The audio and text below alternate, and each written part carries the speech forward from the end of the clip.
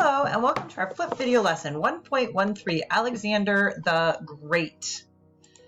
All right, so I gotta get my page there. Okay, 1.13, learning objectives of this lesson. Identify Alexander the Great, locate on a map the areas Alexander conquered, explain how Alexander's actions and conquests conquered or changed the world.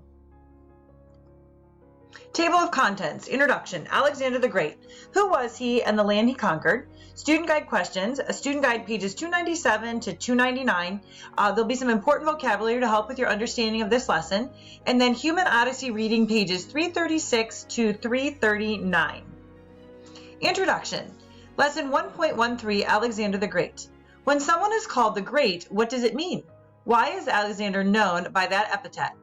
What made him great? How did Alexander's personality, policies, and conquests affect his empire and the world? Alexander the Great. Why was he so great? He studied under Aristotle. He cut the Gordian knot, which signified he would rule all of Asia.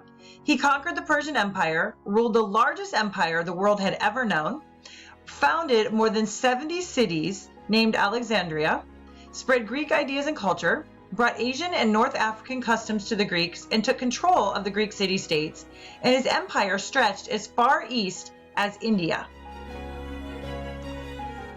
So go ahead and open your student guide to page 299. And we'll look at question number 1. What large bodies of water help define the borders of Alexander's empire? And we can see there the Mediterranean Sea, the Black Sea, the Red Sea, the Persian Gulf, the Arabian Sea, and the Caspian Sea. And you can see those are highlighted by the bright yellow circles there. So as with any civilization, ancient or even current, that huge waterway was a huge benefit for military purposes, for travel purposes, for exporting purposes, trade, etc., etc. Question number 2. Locate 4 main rivers with Alexander's empire. So you can look at those highlighted portions there, the Tigris River, the Euphrates River, the Indus River, the Oxus River. You can see those rivers flowing through there. Okay. All right, moving on here. Oops. There we go. Question number 3. Use the map on page 339. This is page 339 in your Human Odyssey book to determine approximately how far Alexander's armies had to travel from Sardis to Texia. And if you take a look here on the map, you can see Sardis is over on the left-hand side and Taxis is over on the right-hand side. So the distance between the two cities, approximately 2,750 miles. Alexander's army, however, did not travel in a straight line, so the distance they marched was much greater. Alexander's actual route is represented on the map by a dashed line with arrows that show the direction he traveled. And so you can see, normally we'd say as the crow flies, that straight line would be as the crow flies, but he didn't go in a straight line, so they marched actually a much greater distance, a much larger area, much larger distance. Modern countries that lie within the ancient borders of Alexander's empire. And I'm not going to read all those, but you can definitely take a look at those. Lizard Point is always such a great website to go to. So the link is posted in the PDF version of this flip video. You can go there and you can take a look for yourself. You can click on those little countries, but this is basically countries that lie within the boundaries of Alexander's empire, modern day countries. So if I go back here, these are the countries way back when, and then during Alexander's empire around 323 BC-ish, 320s BC. And then this is today's modern day, okay? Same basic map.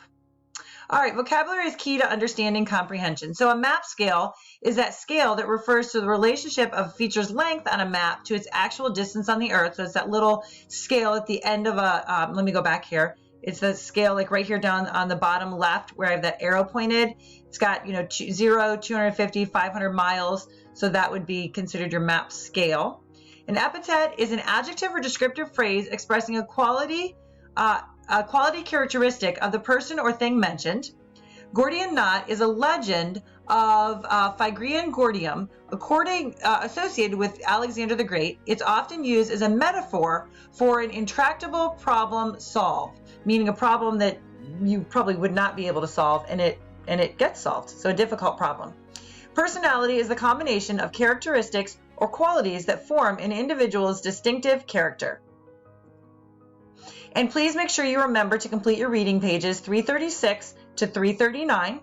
Super important, as always, to tie all of this information together. Here we come to our quote section.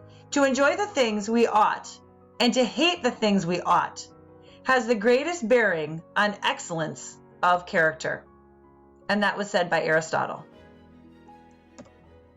Thank you so much for joining me today. Remember, the secret to your future is hidden in your daily routine. Have an amazing day. Thanks for joining me.